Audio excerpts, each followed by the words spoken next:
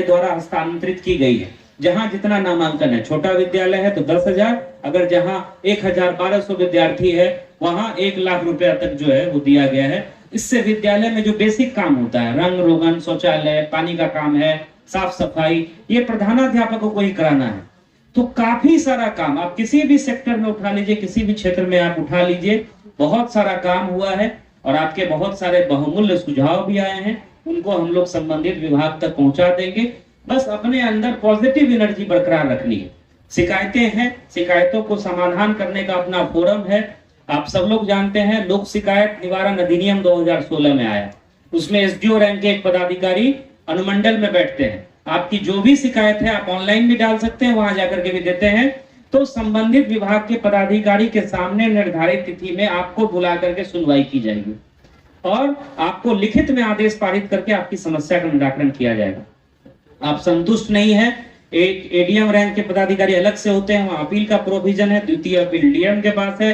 अगर डीएम को लगता है कि किसी पदाधिकारी ने जानबूझ करके, द्वितीय अपील में जब मामला आता है, अगर लगता है कि किसी पदाधिकारी ने जानबूझ करके किसी व्यक्ति को किसी सर्विस से वंचित रखा है, लापरवाही बरती है, तो 5,000 तक फाइन लगाने का, और हम लोग लगाते भी हैं, उनकी सैलरी से वसूल होता है दंड लगाने का।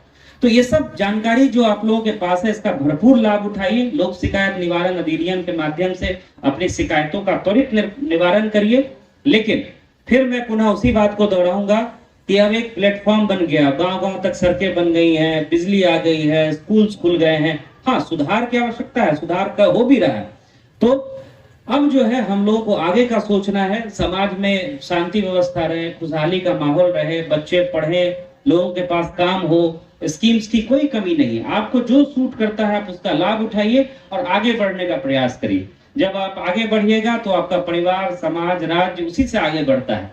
तो इन्हीं शब्दों के साथ आप सभी का ज्यादा समय नहीं लूंगा, क्योंकि ये कार्यक्रम सुबह में होना था, लेकिन एक कार्यक्रम माननीय मुख्यमंत्री जी का ऑनलाइन, उसमें डीएम्स को रहना था, तो फिर हम लोगों को शिफ्ट करना पड़ा। फिर यहाँ से जाके एक वीसी है 5 बजे, वो अटेंड करना है, तो समय का अभाव है। लेकिन इतनी बड़ी संख्या में आप लोग आए और सरकार की विभिन्न स्कीम्स के बारे में आपको जानकारी भी मिली, आपने सुझाव भी दिया।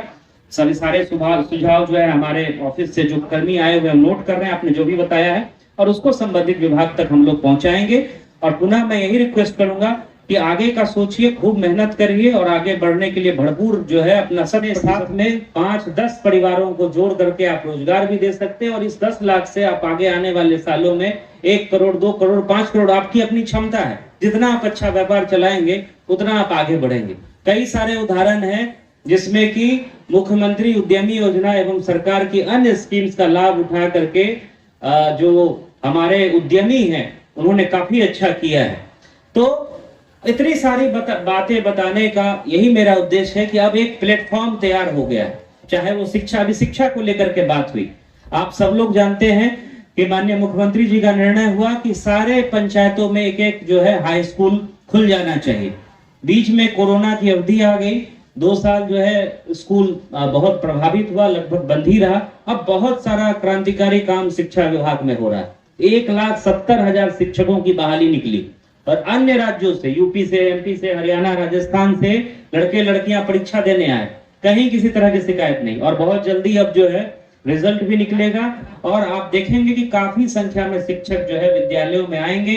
विद्यालयों में छात्र छात्राओं की उपस्थिति बढ़ी है, तो अब प्री फैब्रिकेटेड स्ट्रक्चर, और हम लोगों का चाहे वो अभियंता हो, पदाधिकारी हो, जनप्रतिनिधि हो, सबका दायित्व है कि जो आपकी आकांक्षाएं हैं, जो इच्छाएं हैं, जितना हम लोगों से बन पड़े भरसक प्रयास करना चाहिए। ये भी समझने वाली बात है कि तुरंत सब कुछ नहीं होता है और बहुत जल्दी जो है हम लोग चाह के भी बहुत कुछ नहीं कर सकते। हर एक चीज का एक समय होता है, कितनी राशि उपलब्ध है, कौन सी प्रायोरिटी की स्कीम्स है। जैसे आप लोग सब लोग जान रहे हैं कि माननीय मुख्यमंत्री जी ने जब गांव में बिजली पहुंच गई, नल जल नली गली का काम लगभग हो गया, कुछ अभी भी जो छूटा हुआ है वो भी अभी समय के साथ होना है। तो अब नया बहुत क्रांतिकारी निर्णय है कि हर एक गांव में सोलर लाइट लगेगा, हर एक वार्ड में 10-12 सोलर लाइट लगेगा, जिसमें बिजली का बिल भी नहीं आएगा क्योंकि वो सौर ऊर्जा से चलेगा। और गांव भी जो है वो शहर की तरह जगमगाएगा। रात में जो लोग 6 बजे 7 बजे घर में चले जाते थे, अब 9 बजे 10 बजे तक जो है बाहर में रह करके कोई दर्जी का काम कर रहा है, कोई दुकान चला रहा है, कोई और कोई काम कर रहा है, तो जब वो गांव के गलियों में जब लाइटें जलेंगी तो उससे बहुत बड़ा परिवर्तन, ये आगे आने वाले 6 महीना साल भर में आप लोगों को ये काम दिखेगा। महिलाओं की संख्या काफी है, बहुत सारी महिलाएं जीविका से जुड़ी हुई है। पूरे बिहार में 1 करोड़ से ज्यादा महिलाएं जीविका से जुड़ी हुई है, और जीविका ने गांव-गांव में, घर-घर में क्या किया है, किसी से छुपा हुआ नहीं है। एक छोटी सी शुरुआत थी आज से 14-15 साल पहले, एक आंदोलन के रूप में है। महिलाएं खुद सशक्त हुई हैं, खुद उनमें कॉन्फिडेंस आया है, अपनी बात को तरीके से रखती हैं, खुद अपने पैसे बचाती हैं, अपने निर्णय लेती हैं कि कौन से पैसे का कब लोन लेना है, कौन सा चुकाना है, कौन सा पैसा लेकर के बच्चे को पढ़ाना है, या हेल्थ, अगर स्वास्थ्य संबंधी कोई समस्या आती है तो उसमें जो है खर्च करना है। तो इन सब चीजों को लेकर के सारा चीज जो है वो जीविका के माध्यम से काफी बदलाव जो है हम लोग देख रहे हैं। एक बहुत अच्छी स्कीम जो माननीय मुख्यमंत्री जी ने शुरू की है, इसका फ्लैक्स भी लगा होगा, वो कन्या उत्थान योजना है। लड़की जब जन्म लेती है और जब ग्रेजुएट होती है, हर एक लेवल पर सरकार सहायता देती है। जन्म लेने से लेके उसका आधार बनने, टीकाकरण, पोशाक, साइकिल, छात्रवृत्ति, सैनिटरी पैड, हर एक के लिए सरकार जो है सीधा डीबीटी के माध्यम से जो है राशि पहुंचाती है। जब लड़की इंटरमीडिएट पास करती है, और अविवाहित होनी चाहिए, अविवाहित होना इसलिए भी आवश्यक है क्योंकि इंटर जब लड़की पास करती है तो 18 साल से उसकी उम्र कम होती है, और लड़कियों की शादी 18 साल के बाद ही होनी चाहिए। ये उनके स्वास्थ्य के लिए भी और उनके परिवार के लिए भी बहुत जरूरी है। तो अविवाहित लड़की जो इंटर पास करती है, 25,000 रुपया उसके खाते में दिया जाता है।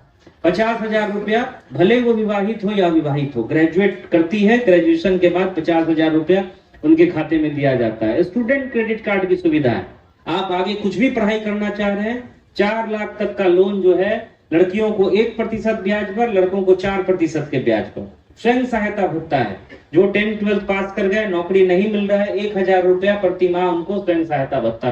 तो और ये सारी स्कीम्स ऑनलाइन है।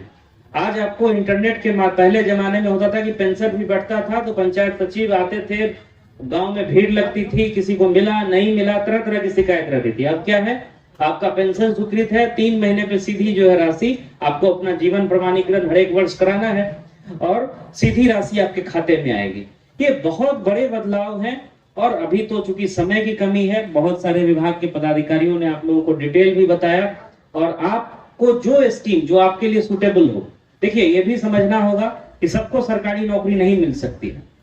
सरकारी नौकरी में कंपटीशन है, जो कंपटीशन में क्वालिफाई करेंगे उनको नौकरी मिलेगी, लेकिन आप रोजगार सृजनकर्ता बन सकते हैं। मुख्यमंत्री उद्यमी योजना है, 10 लाख तक का सहायता सरकार आपको देती है, 5 लाख रुपया सब्सिडी, 5 लाख रुपया जो है सामान्य किस्तों पर आपको जो है वो स्कूल, जो मुख्यमंत्री उद्यमी योजना में जो स्कूल कॉलेज से पास आउट जो बच्चे होते हैं और 12th पास जो बच्चे लड़के लड़कियां हों, उनको मुख्यमंत्री उद्यमी योजना के तहत ये लाभ मिलता है। और ये लाभ लेकर दूरी जो है कम होती है, उसको लेकर के बात होती है। पहले हम लोग सब लोग जानते हैं, हम लोग इसी राज्य के रहने वाले हैं, एक एक गांव तक पहुंचने में कितना पूरा दिन का दिन निकल जाता था। दूर दराज के एरिया में आने में बरसात के समय में एक तरह से असंभव होता था, अगर बारिश जो है वो तेज हो जाए। तो सड़कों का, चाहे वो ग्रामीण सड़कें हो, वो पथ निर्माण विभाग की सड़कें हो, तो पंचायतों में गाँव के अंदर जो नली गली बननी है, काफी सुधार हुआ है। लेकिन और जितना हम लोग उसको बेहतर कर सके, चाहे वो विभाग के पदाधिकारी हो, जनप्रतिनिधि हो, सामान्य जनमानस हो, इसका जो रोल है। और आजकल आप लोग जान रहे हैं कि सारा जो फंड है वो पंचायती राज संस्थाओं में ही आ रहा है, पंचायत में आ रहा है, पंचायत समिति में आ रहा है, जिला परिषद में आ रहा है, और उन्हीं के माध्यम से हम लोगों को मैक्सिमम योजनाओं को क्रियान्वित करना है, उनको सुचारू रूप से संपन्न कराना है। नल जल अभी पीएचडी के अभियंता ने बताया, पहले कुछ पंचायती राज से हुआ था, कुछ पीएचडी से हुआ था, लेकिन रखरखाव में समस्या आ रही थी, तो अब सारे स्कीम्स को पीएचडी में ट्रांसफर कर दिया गया है। हो सकता है कि 5 से 10% घरों में अंतर है कि पिछले कई सालों में जो सभी विभागों में आज सड़कों की बात हो रही है, बहुत खुशी की बात है, एक्सपेक्टेशन होना भी चाहिए। अब ये बात हो रही है कि कैसे दूरी कम हो जाए, इसके लिए एक नई सड़क बन जाए, महिलाएं इतनी संख्या में घर से निकले और कॉन्फिडेंटली अपनी बातों को रखें। ये बहुत बड़ा एक चेंज है, इसको कि हम लोगों को, सभी लोगों को अप्रिशिएट करना चाहिए। तो इस जनसंवाद कार्यक्रम में मैं आप सभी लोगों का अभिनंदन करता हूं, स्वागत करता हूं। देखिए, सरकार का ये निर्णय है कि प्रत्येक प्रखंड में 5 स्थानों पर जन संवाद कार्यक्रम होगा, जहां लोगों की बातें सुनी जाएंगी, आपके सुझाव प्राप्त किए जाएंगे, कैसे सरकारी स्कीमों को और बेहतर तरीके से क्रियान्वित किया जाए, किन स्कीम्स में क्या बदलाव की जरूरत है। तो जो आपका फीडबैक होगा वो विभाग तक, सरकार तक पहुंचाया जाएगा। 5 स्थानों में 2 स्थान पर डीएम जाएंगे अपनी पूरी टीम के साथ, इसके साथ सब लोग रहेंगे। 2 स्थान पर बीडीओ, सीओ और अन्य पदाधिकारियों को जाना है प्रखंड स्तर के, और 1 स्थान पर एसडीओ साहब और अनुमंडल स्तर के पदाधिकारी को जाना है। कार्यक्रम का उद्देश्य जैसा मैंने बताया, आपसे बातचीत करना, आपके सुझावों को प्राप्त करना, सरकार के स्कीम्स के बारे में बताना और फिर फर्दर उसमें जो सुधार की आवश्यकता है उसके लिए समुचित उपाय करना।